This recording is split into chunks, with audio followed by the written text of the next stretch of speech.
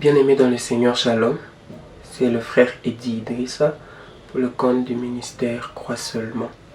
Et aujourd'hui, nous serons en train de continuer ensemble dans ce merveilleux séminaire que nous avons commencé, ce merveilleux séminaire qui est intitulé « Le chemin dans le désert ».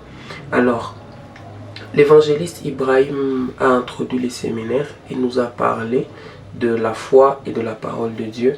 Et je ne vais pas beaucoup m'éloigner de ces interventions. Je vais rester dans le même sens et je serai en train de nous parler de l'importance ou même de l'essence de la foi lorsqu'on est dans ces périodes-là de désert. Le texte central de notre séminaire, comme nous l'a communiqué l'évangéliste, c'est dans le livre d'Ésaïe 43 au 19e verset, où le Seigneur est en train de parler à son peuple au travers de son serviteur, le prophète Ésaïe. Et il est en train d'annoncer deux choses. Il est en train de dire, voici, il y a ce que je vais faire. Qu'est-ce que je vais faire? Je vais tracer un chemin dans le désert, mais aussi, je vais placer des sources d'eau dans les lieux arides. Et ensemble, nous serons en train d'évoluer ensemble pendant ces 2 jours et essayer de comprendre où est la place de la foi dans ces merveilleux textes. Nous allons ajouter 2 textes en particulier. Nous allons utiliser 2 textes en particulier à côté du texte d'Ésaïe 43, le verset 19. Ces 2 textes sont le texte d'Osée 2,16 et le texte de Deutéronome 8 au verset 2. Le texte d'Osée 2,16 est en train de nous dire, c'est le Seigneur qui parle, il dit qu'il va prendre son peuple, qu'il va l'amener dans le désert afin de parler à son cœur. Le texte de Deutéronome 8 au verset 2, par contre, est en train de nous dire, c'est Moïse qui est en train de parler au peuple d'Israël et dit, rappelle-toi, vois comment l'Éternel t'a fait passer dans ce long désert afin de t'humilier, afin de t'éprouver et de voir si tu vas conserver ses commandements. Et pendant ces quelques jours, nous serons en train de parler de la foi. La Bible est en train de nous dire que la foi vient de ce que l'on entend et ce que l'on entend vient de la parole du Seigneur. Et donc nous sommes en train de voir la place de la parole de Dieu dans le désert. Très souvent, lorsqu'on est dans des moments de désert, l'évangéliste Ibrahim, lorsqu'il était en train d'introduire, nous a parlé du désert comme de ces temps difficiles par lesquels on peut passer. Et lorsqu'on voit la parole dans le désert, on voit la place de la parole de Dieu dans les moments difficiles par lesquels nous passons. Et donc, la première question que je vais nous poser pendant qu'on sera en train d'évoluer ensemble est celle de savoir quelle est la place de la parole de Dieu lorsque nous passons par des moments difficiles, lorsque ça ne va pas, lorsqu'on essaie et que ça ne donne pas. Quelle est la place de la parole de Dieu? La plupart du temps, ce que nous faisons, c'est que nous recourons à la prière, nous recourons au jeûne. Est-ce mauvais? Non, cela ne l'est pas. Mais est-ce que nous prenons le temps de recourir à la parole de Dieu? Puisque bien aimés dans le Seigneur, ce ne sont pas toutes les prières que le Seigneur exauce. Le Seigneur n'exauce pas toutes les prières. La prière qui est exaucée par le Seigneur, c'est la prière qui est basée sur la parole de Dieu. Et nous vivons cet effet où nous prions beaucoup et nous avons très peu de résultats, très peu d'exaucement parce que simplement la parole n'est plus au centre.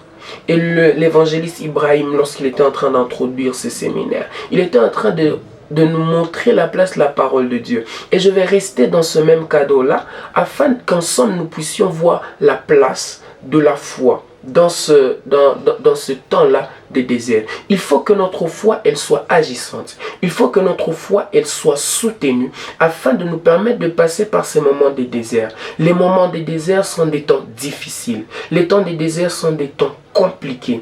Et il est difficile, il est même impossible de dire que l'on peut passer par ces moments de désert simplement avec sa force. Ainsi, la parole est en train de déclarer, ce n'est ni par la force ni par la puissance, mais par l'Esprit de Dieu. L'Esprit de Dieu n'est pas loin de la parole de Dieu. On est ensemble. Et c'est ainsi que nous serons en train de comprendre en ce premier jour bien aimé dans le Seigneur que lorsqu'on doit parler de chemin dans le désert, on doit comprendre premièrement qu'il est question de foi. Et la foi est fonction de la parole du Seigneur.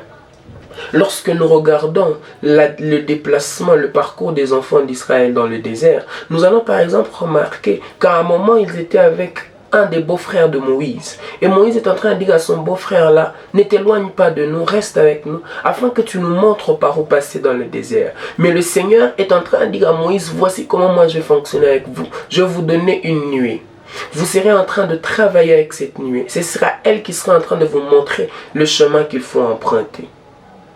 Mais pour marcher et fonctionner avec la nuée du Seigneur, il faut que l'on soit capable de croire à la parole de Dieu. C'est ainsi que dans le livre de Deutéronome 8:2, l'homme de Moïse est en train de nous dire que le Seigneur nous avait passé par ce long désert afin de nous éprouver et de voir si nous resterions attachés à ses commandements. Lorsqu'on parle d'éprouver, on parle d'évaluer la qualité de quelque chose. C'est que premièrement, nous devons comprendre que lorsqu'on est dans le désert, l'Éternel nous amène dans les déserts afin de nous éprouver, afin d'éprouver notre qualité. Mais me direz-vous, et dit, quelle est la qualité, quelle est cette chose que le Seigneur est en train de vouloir évaluer lorsqu'il nous amène dans le désert? Eh bien, je vais nous amener à considérer le modèle des enfants d'Israël. Les enfants d'Israël ont fait 430 ans en Égypte. L'Éternel suscite Moïse. Moïse vient. Moïse doit les enlever de l'Égypte et les amener à Canaan. Et il y a 3 étapes majeures que je voudrais que nous puissions considérer. La première étape, c'est la sortie des enfants d'Israël. Et quand je vois la sortie, je vois en particulier la traversée de la mer Rouge. Il y a la deuxième étape, la traversée du désert. Et il y a la troisième étape, la traversée de ce temps-là qu'ils avaient eu. Pas la traversée, je dis l'entrée dans la terre promise Canaan. Ce sont ces 3 étapes-là que j'aimerais que l'on considère avec les enfants d'Israël.